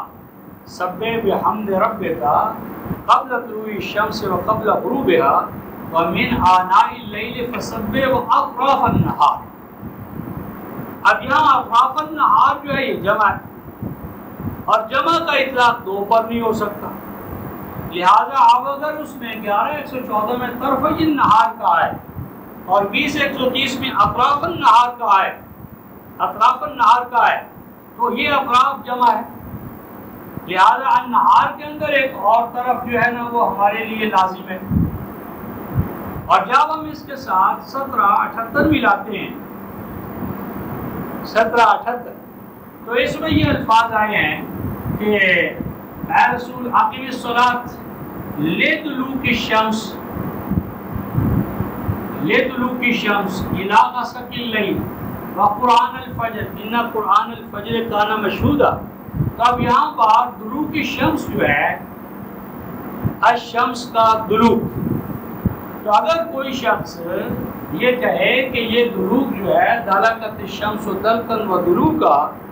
یہ طلوع کی شمس جو ہے یہ زوال بھی ہے، اس کا زردی مائل ہونا بھی ہے اور اس کا غروب بھی ہے. تو باربنائے لغات عرب، جو لغات عرب کو دین میں سند مانتے ہیں، سنت رسول کو سند نہیں مانتے، تو ان سے پوچھا جا سکتا ہے کہ بھئی لغات عرب تو یہ تینوں کو طلوع مانتی ہے،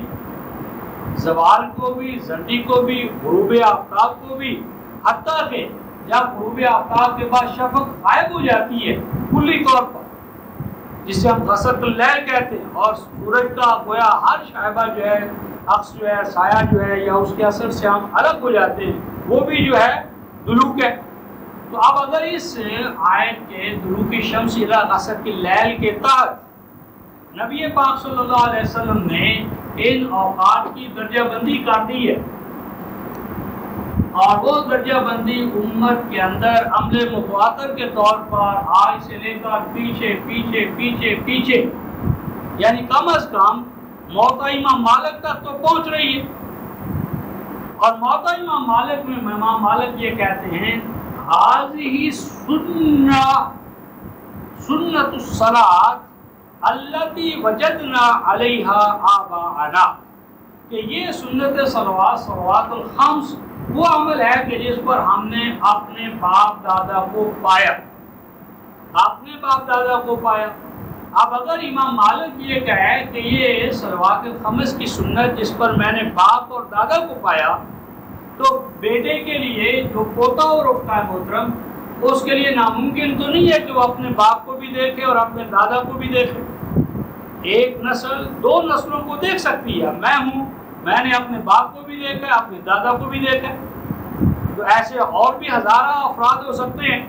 تو اگر ایک امام مالک جو ہے وہ کہہ سکتا ہے کہ یہ وہ سنت صلوات الخمس ہے کہ جس کو میں نے اپنے آبا سے یعنی باپ اور دادا سے، تو اس کی نسبت رسول ہونے میں کیا شک.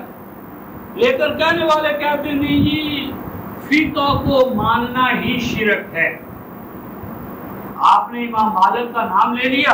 لہٰذا یہ تو شرک ہے، فقہ کو ماننا ہی شرک ہے. تو یہ 100% باطل بات ہے. قرآن حکیم نے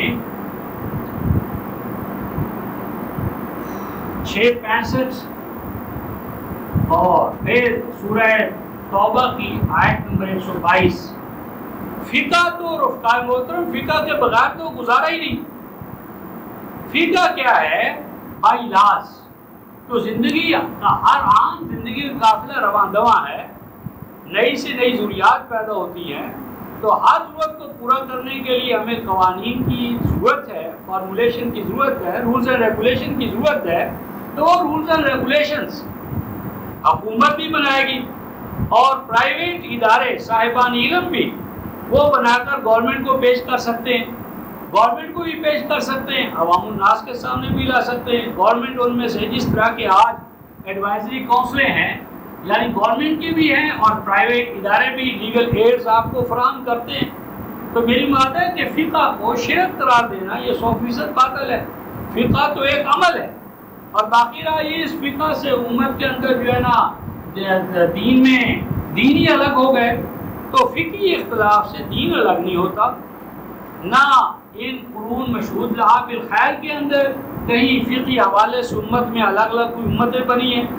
باقی رہا ہمارے دور زوال کے علماء کا تعصب. تو یہ دور زوال کے علماء کا تعصب یا جمود جو ہے وہ سند نہیں ہے دین کے اندر. ان کے اندر سے اگر کوئی گڑبڑ ہو رہی ہے تو وہ سند نہیں ہے, اس کو ہم رد کریں گے نہ کہ اصل کی طرف. تو میری بات یہ تھی کہ جو صلوات الخمس ہے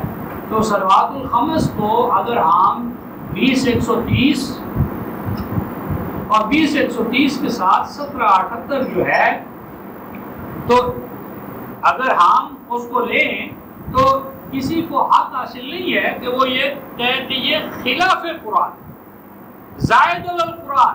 وہ بھی تب ہوتا ہے کہ اس کی جڑ اور اساس جو ہے وہ کتاب اللہ کی آیات میں موجود نہ ہو. تو اگر جڑ اور اساس جو ہے وہ موجود ہے تو اس کو آپ یہ کہنا کہ یہ خلاف قرآن ہے اور جبکہ دوسرا شخص جو ہے اسے عمل رسول کے طور پر لے رہا ہے. اور باقی رہا مسئلہ رکعت کا تو وہ میں نے کہا ہے کہ قرآن حکیم سے 2 رکعت کا استنباط قطعی نہیں ہے, ظنی ہے. تو اگر آپ ظنی استنباط کو اپنے لیے حتمی مانتے ہیں اور دوسرے عمل رسول کی بنیاد پر اس کو مانتے ہیں تو اگر آپ کو حق حاصل ہے تو ان کو بھی حق حاصل ہے. اور پھر میں نے عرض کیا کہ خود انہوں نے اپنے صفحہ 53 پر آپ نے اجتہاد کو چھوڑ دیا, کہا کہ اگر ہمیں جانا پڑا تو ہم ان کے ساتھ جس طرح حج کرتے ہیں اسی طرح صلات بھی کر لیں گے. تو جب آپ نے ان کی صلات کو صلات مان لیا اور آپ نے ان کے ساتھ اس کو کر لیا تو وہ مسئلہ بھی ختم ہو گیا. تو اسی طرح رفقائے محترم جو اب مسئلہ رہ گیا اذکار کا, اذکار صلات. تو اب اذکار صلات میں رفقائے محترم مثلا اللہ تبارک و تعالیٰ نے کہا کہ صلات میں مثلا تسبیح کرو, کہ صلات میں تسبیح کرو. اب قرآن نے یہ نہیں کہا کہ حاضی نیت تسبیح وقت, یہ ہے وہ تسبیح کہ جو تم نے رکوع میں قیام میں سجدے میں کرنی ہے. یعنی قرآن کی کوئی نص نہیں ہے کہ جس نے تسبیح کی آیات کو قرآنی آیات میں بتایا ہو کہ یہ صلات کی تسبیح ہے اور یہ قیام کیے, یہ رکوع کیے, یہ سجدے کیے. یہ جو کچھ ہے مثلا بلاغ القرآن نے جو کچھ دیا ہے وہ بھی اجتہاد ہے, نص نہیں ہے. کہ مثلا 59-23 کے بارے میں اللہ الذی لا الہ الا ہو, اس آیت کا اذکار صلات میں تسبیح کے مقام پر ہونا یہ اجتہاد ہے, یہ قرآن کی نص نہیں ہے. یعنی عمل رسول سے امت سبحانک اللہم و بحمدک و تبارک اسمک و تعالی جدک و لا الہ غیرک, یہ عمل تسبیح کر رہی تھی. تو قرآن والوں نے دیکھا کہ اچھا پھر یہ ہو رہا ہے تو اس کی جگہ پر یہ آیت رکھ دو. یعنی یہ فل ان دا بلینکس ہے. یعنی پہلے امت ایک عمل کر رہی تھی, انہوں نے کہا یہ تو ہم نے لینا نہیں ہے, لہذا اس کی جگہ پر یہ, اس کی دلیل کیا ہے. یعنی ہم قرآن والوں سے پوچھتے ہیں کہ کیا دلیل ہے کہ یہ آیت جو ہے یہ لازماً اسی مقام پر ہے. اگر اس کو کوئی شخص آخر میں لے جائے تو اس کی حرمت کی دلیل کیا ہے. یہی حال دوسرے اذکار کا ہے. یعنی کسی ذکر کا کسی مقام پر متعین کرنا یہ ایک غیر رسولی اقدام ہے, یہ ایک انسان کا ذاتی اجتہاد ہے. اور وہ ذاتی اجتہاد جس طرح اس کو حق حاصل ہے کسی اور عالم کو بھی حاصل ہوگا.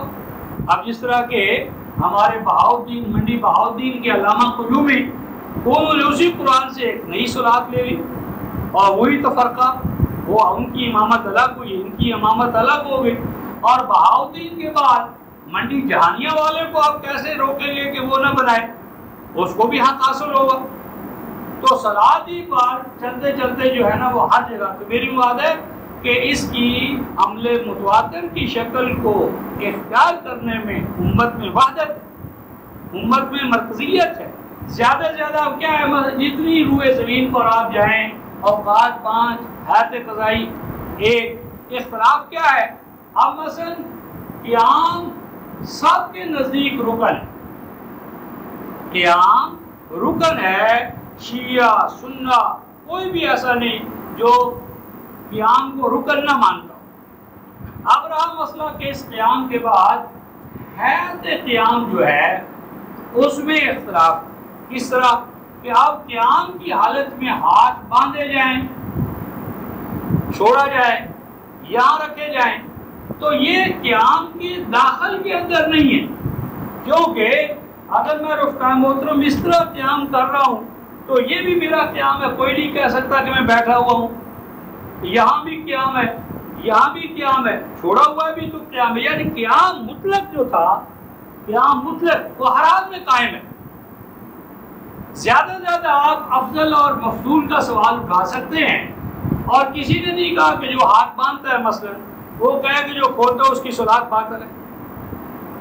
یعنی قرآن کے نام پر تو یہ اختلاف پیدا ہو گیا قرآن والوں میں کہ جس نے ان کی حیات قضائی سے اختلاف کیا وہ دائرہ سے خارج۔ یہاں کسی نے حیات قیام میں اختلاف کو خروج کا سبب نہیں بنایا، اگر کسی نے کیا تو وہ جہالت ہے اس کی۔ کبھی کسی صاحب علم نے نہیں کہا کہ اگر کوئی قیام کے اندر ہاتھ نہیں باندھتا ہے یا یہاں باندھتا ہے یہاں باندھتا ہے چھوڑتا ہے تو اس کی صلاۃ ہی باطل ہوگی۔ تو میری بات ہے قیام سے لے کر آخری تسلیمات تک کسی میں اختلاف نہیں، حتیٰ کہ مثلا اب جو وقت نہیں ہے رفتہ محترم، اب جو دعائے قنوت ہے، اللہم انا نستعینک ونستغفرک ونؤمن بک ونتوکل علیک ونثنی علیک الخیر ونشکرک ولا نخلع ونترک من یفجر، ان کلمات پر اگر آپ غور کریں تو یہ کلمات سوائے لسان نبوت اور کسی کے یہ ہو ہی نہیں سکتے۔ میری بات یہ ہے کہ اگر آپ اذکار صلاۃ میں نص دکھائیں قرآن سے کہ لا تقرأ فی القیام الا هذه الآیات، لا تقرأ هذه الآیات الا فی الرکوع ولا تقرأ هذه الآیات الا فی السجود، یا لا یقرأ فی السجود الا هذه، کوئی نہیں مائی کا لال ایسا جو اس شرط کو پورا کرے۔ اب اسی طرح جب قرآن کہے گا کبرو تکبیرا، قرآن کا کبرو تکبیرا، تو اگر محمد رسول نے کہا کہ اس کی تعمیر ہوتی ہے اللہ اکبر، اللہ اکبر، تو اب اللہ اکبر کے نتیجے میں یہ حکم کی تعمیر ہے کبرو تکبیرا، اس کے لیے رسول نے کہا اس کا کیا عمل ہے اللہ اکبر۔ اسی طرح اگر اللہ نے سبح اور انہوں نے کہا سبحانک اللہم وبحمدک وتبارک اسمک وتعالی جدک ولا الہ غیرک، تو اس میں کیا حکم الہی کی خلاف ورزی ہوئی؟ یعنی اللہ تبارک و تعالیٰ کے اس حکم کی رسول جو معلم الہی ہے اس نے اس کی عملی شکل کی، اگر وہ عملی شکل جو اس حکم الہی کی تعمیل میں ہے تو یہ کہنا کہ وہ خارج ہے یا داخل ہے یہ بحث فضول ہے۔ یا تو یہ ثابت کیا جائے کہ قرآن سے یہ بتایا جائے کہ فلاں جو آیت ہے اسے صرف اور صرف وہاں رکھا جائے ورنہ گڑبڑ ہو جاتی ہے، ایسا کوئی قرآن میں نہیں ہے۔ اسی ضمن میں ایک اور آیت لائی جاتی ہے لا تجہر بصلاتک ولا تخافت بها وابتغ بین ذلک سبیل وقل الحمدللہ، یہ ایک آیت ہے سورہ بنی اسرائیل کی آیت 110 سے غالباً، اس میں یہ کہا گیا ہے کہ لا تجہر بصلاتک ولا تخافت بها وابتغ بین ذلک سبیل۔ اس سے بلاغ القرآن نے یہ استدلال کیا ہے کہ صلاۃ نہ تو جاری ہونا چاہیے اور نہ خفیہ ہونا چاہیے، بلکہ ان کے بین بین ہونا چاہیے۔ نتیجہ یہ ہے کہ وہ قیام سے لے کر قیام، رکوع، سجدہ اور ادبار السجود، ان سب میں جو کچھ پڑھتے ہیں اس کو اس طرح پڑھتے ہیں کہ امام بھی پڑھتا ہے اور مقتدی بھی پڑھتے ہیں، دونوں پڑھتے ہیں۔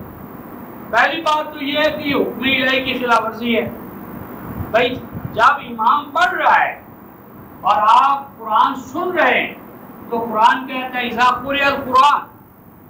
جب قرآن پڑھا جائے تو اس کو سننا چاہیے، اس پہ تفکر و تدبر کرنا چاہیے۔ اب میرا امام جو ہے وہ قرآن پڑھ رہا ہے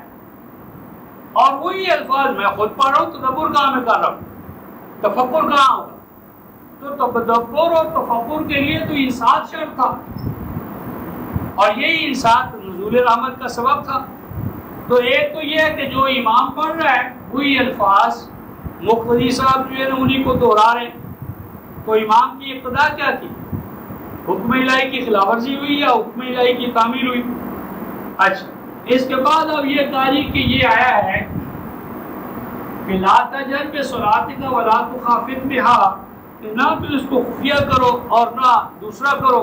اس کے بین بین چلو۔ اس میں تین باتیں رفقا محترم، اہم بات جو میں جس نتیجے میں پہنچا ہوں وہ یہ کہ یہاں لا تجہر الصلاۃ نہیں ہے، لا تجہر الصلاۃ یہ نہیں ہے۔ مزید برآں یہ کہ لا تجہروا بصلاتکم یہ بھی نہیں ہے، یا بصلواتکم، یعنی اگر اس کی مخاطب اول امت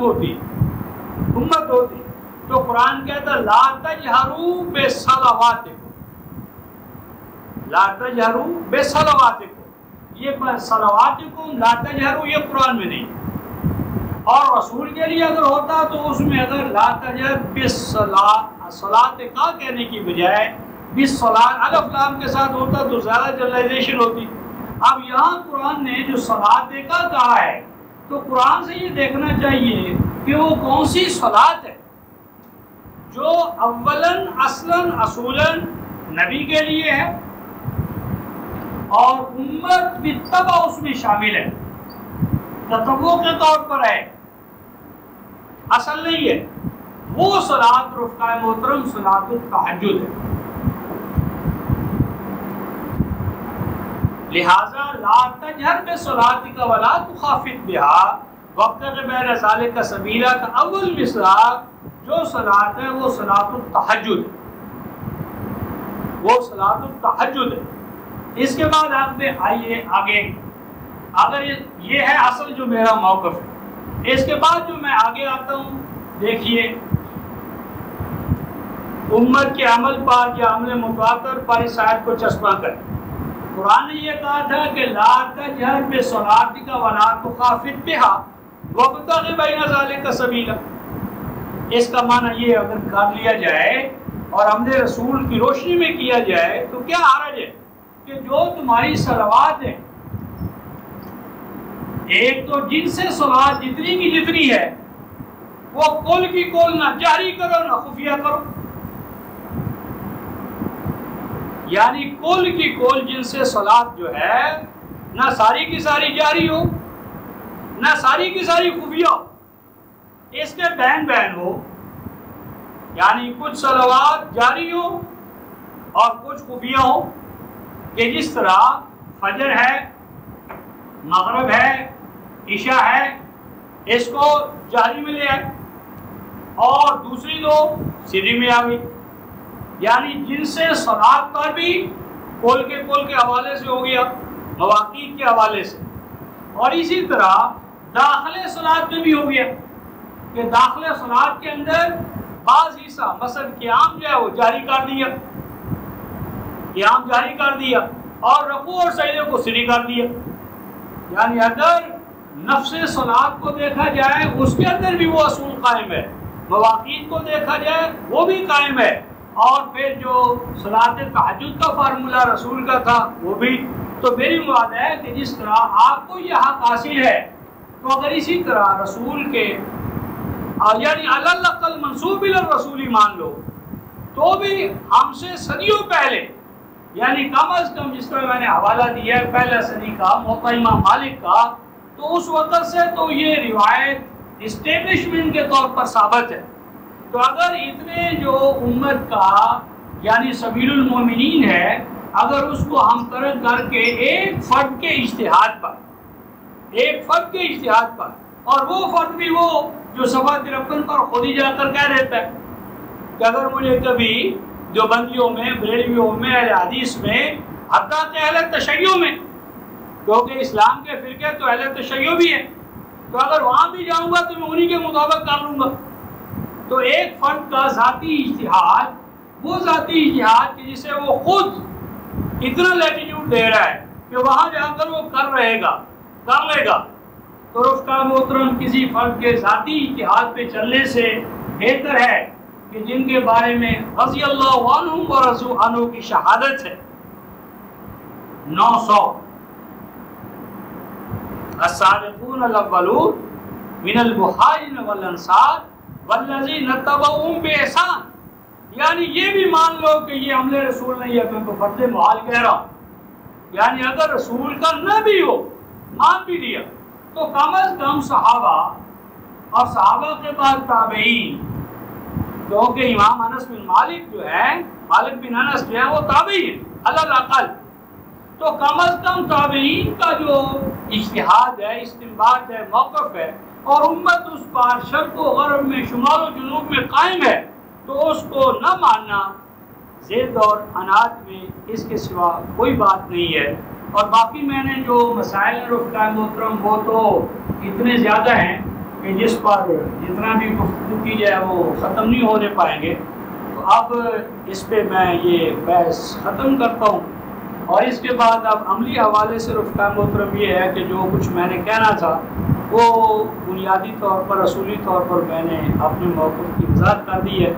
خلاصہ یہ ہے کہ میں حاکمیت کتاب اللہ سے نہ منحرف ہوں، نہ ہو سکتا ہوں، نہ کبھی یہ میرا موقف۔ حاکمیت کتاب اللہ اصل، زائد علی القرآن، مزاد علی القرآن کا اصول اساسی، عمل رسول، عمل صحابہ، عمل تابعین بالاحسان، اس شرط کے ساتھ کہ جہاں قرآن مسکوت فی ہے اس میں لینے کا قائل، اور یہ جو مشہور جہاں بالخیر کے بعد کا مسئلہ ہے نہ وہ میری حجت ہے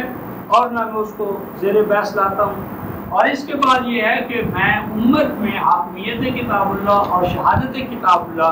اس عمل کو اول عمل سمجھتا ہوں، اور اس کے لیے وہ جو سورہ ہے توبہ کی آیت 107 ہے، مسجد ضرار،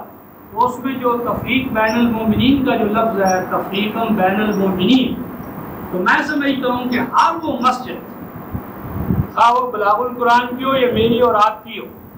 جو المومنون اصحاب، المومنون السابقون الاولون، تو اگر وہ ان سے ہٹ کر ہے تو وہ خود تفریق بین المومنین میں آئے، کیونکہ المومنون کو قرآن نے متعین کر دیا، اولئک هم المؤمنون حقا، تو جن کو قرآن اولئک هم المؤمنون حقا کہتا ہے اور ان کا عمل اگر خلاف قرآن نہیں ہے، یا تو خلاف قرآن کی کوئی نص لائی جائے، اور اگر نص نہیں ہے تو اس اجتہاد سے علی الاقل اس اجتہاد سے الگ ہو کر اجتہاد کرنا اور امت میں تفرقہ جو ہے اس کا راستہ کھولنا، یہ میرا مسلک نہیں ہے۔ اور اس ضمن میں رخ قائم ہوتا ہوں، تفرقے کو اتنا قرآن نے ناپسند کیا ہے کہ قرآن نے سیدنا موسیٰ علیہ السلام ہارون کو مقرر کر گئے کہ میرے تم خلیفہ کے طور پر فرائض انجام دو۔ بعد میں وہاں بعد 2 سالہ جو ہے وہ اس کی پرستش شروع ہو گئی۔ حضرت ہارون نے جہاں تک دلائل دے سکتے تھے وہ دلائل دیتے رہے لیکن قوم نہیں مانی۔ اب 2 صورتیں تھیں،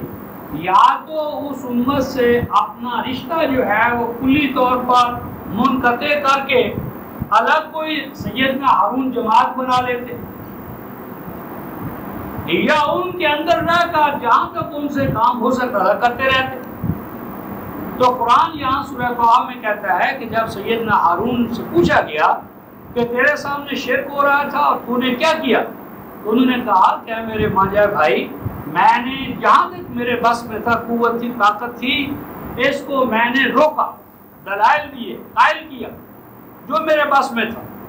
اور اب رہا یہ مسئلہ کہ تم نے الگ کیوں نہ، میں نے الگ اپنے آپ کو جماعت بنا کر الگ نہیں کیا کہ ان تقولا، کہ کہیں آپ میرے اوپر یہ فرض جرم نہ عائد کر دیں، ان فرقت بین بنی اسرائیل، ان فرقت بین بنی اسرائیل، کہ تو نے بنی اسرائیل کے اندر تفریق کی بنیاد رکھ. جب ایک دفعہ تفریق قائم ہو جاتی ہے رفتہ محترم، وہ مٹتی نہیں، میرے نام سے قائم ہو، آپ کے نام سے قائم. اور یہ جو سیدنا موسیٰ نے جب یہ الفاظ سنے ان فرقت بین بنی اسرائیل، تو وہاں پر انہوں نے کوئی مزید ان پہ حجت قائم نہیں کی. گویا کہ جو تفرقہ ہے اس کی سنگینی جو ہے رفقہ محترم، آج آپ دیکھیں پوری امت مسلمہ جو ہے وہ کیا ہے، کل 5 گروہ میں آپ اسے تقسیم کر سکتے ہیں. نیچے آئیں تو 3 ہی رہ جائیں گے، یعنی اوپر چلیں تو ایک طرف اہل سنت ہے، دوسری طرف اہل تشیع ہیں، اہل سنت کے اندر آپ اہل فقہ ہیں اور اہل حدیث ہیں. اصولی طور پر امت صرف ان 3 جماعتوں میں تقسیم ہے، اہل فقہ، اہل حدیث، اہل تشیع. عملاً اس کے سوا کوئی چوتھا نہیں ہے. لیکن اب جو ہم بات کہہ رہے ہیں یا جس طرح کہتے ہیں، اس سے پوری امت کافر ہے، فاسق ہے، ظالم ہے، طاغوت ہے، مشرک ہے. اور عجیب بات ہے رفقہ محترم کہ مشرکین پر حرام اللہ علیہ الجنہ، اللہ نے جنت حرام کر دی ہے. آپ اندازہ کیجئے کہ اس وقت روئے زمین پر اور امت مسلمہ تو ہوگی مشرک، اور مومن کون ہیں؟ یعنی چند افراد بلاغ القرآن کے، اور اس کے اوپر چلیں تو چند افراد طلوع اسلام کے، وہ بھی جن کا ہابی ہے. اور اللہ کی وہ جنت رفقہ محترم کے جس کا عرض السماوات والارض، عرض السماوات والارض، وہ جنت ساری امت پر حرام، اس میں بیٹھیں گے کون؟ یہ چند ایک افراد. پوری جنت پوری امت پر حرام. تو میری بات یہ تھی کہ جو امت کا عمل متواتر خلاف کتاب اللہ نہیں ہے اور اس پر امت میں تمرکز اور مرکزیت قائم ہے، تو اس کو جہاں تک ہو اس کو قائم رکھا جائے، امت کی صفوں میں رہ کر کام کیا جائے. یہ بہتر ہے بنسبت اس کے کہ علیحدگی اور بیزاری کا طرز عمل اختیار کر کے اس کام کو بڑھایا جائے. تو کل میں نے عرض کیا تھا، فہیم صاحب موجود تھے، آپ بھی دوست موجود تھے، تو میں نے اپنے دل کی بات آپ حضرات سے کہہ دی تھی کہ میں الگ کوئی تفرقے کی بنیاد پر جمعہ جو ہے وہ نہیں کرانا چاہتا. اگر آپ دوستوں کا اصرار ہو تو میں ترجمانی کی 2-1 جتنی آپ چاہیں وہ کلاسیں چلا سکتا ہوں، وہ بھی آپ کے حوالے سے اور ٹائم کی باہمی مناسبت سے. لیکن اس کے ساتھ یہ جو طنز، استہزاء اور یہ وہ اس رویے سے آزاد ہوگا. تو اس وقت جو کچھ میں نے رفقہ محترم کہنا تھا وہ کہہ دیا. اور آخری بات کہتا ہوں کہ جو کچھ میں نے کہا ہے، میں نے وعدہ کیا تھا کہ ان پر جو تحریری سوالات ہوں گے ان کو میں فیس کروں گا، اور میں اس عہد پر قائم ہوں. تو کل تو ہماری انشاءاللہ العزیز وہ ہوگی ترجمانی کی کلاس، اور جمعے کو چونکہ ابھی میں نے یہ اعلان آپ سے کیا ہے، دوستوں کے سامنے نہیں کیا، جمعے کو اعلان کروں گا. اس کے بعد اتوار کی وہ ہوگی. تو اس لیے سوموار کی نشست جو ہے وہ میں یہاں رکھتا ہوں. اگر آپ دوستوں کو چاہیے یا جو کوئی اور دن آپ کو مناسب، جمعے کے دن اس بات کو طے کر لیں گے کہ سوال و جواب کی ایک نشست بھرپور رکھ لی ہے. جس نے جو سوال میرے اوپر کرنا ہے ان بنیادوں پر جو میں نے آپ حضرات کے سامنے کہی ہے، تو میں قرآن کی بنیاد پر پورا پوائنٹ جواب دینے کے لیے حاضر ہو جاؤں گا، جواب دوں گا. لیکن میں مناظرے کا کوئی دروازہ نہیں کھولوں گا. اپنا موقف جس آیت کی بنیاد پر ہے وہ پیش کر دوں گا. اگر کسی شخص کے لیے وہ قابل قبول ہو تو اپنی ذاتی حیثیت میں اس کو قبول کرے، اگر قبول نہ ہو تو کوئی مسئلہ نہیں. اختلاف کے باوجود بھی ہم حاکمیت کتاب اللہ پر آگے جا سکتے ہیں، بشرطے کہ وسعت و کشاد ہو. میں تو کہتا ہوں کہ اختلاف کوئی مسئلہ نہیں ہے، مخالفت نہ بناؤ اور محمود شخصیتوں کو معبود نہ بناؤ. میرا تو ہمیشہ، میں نے تو یونس خان کو کہا تھا، لیکن معاملہ یہ ہے کہ دل و دماغ میں اتنی تنگی ہے، وسعت و کشاد ہے نہیں. بہرحال میں یہ کہتا ہوں کہ میں اس نشست کے لیے حاضر ہوں. جمعے کو دوستوں سے ٹائم فکس کر لیں گے. تو آخر دعوانا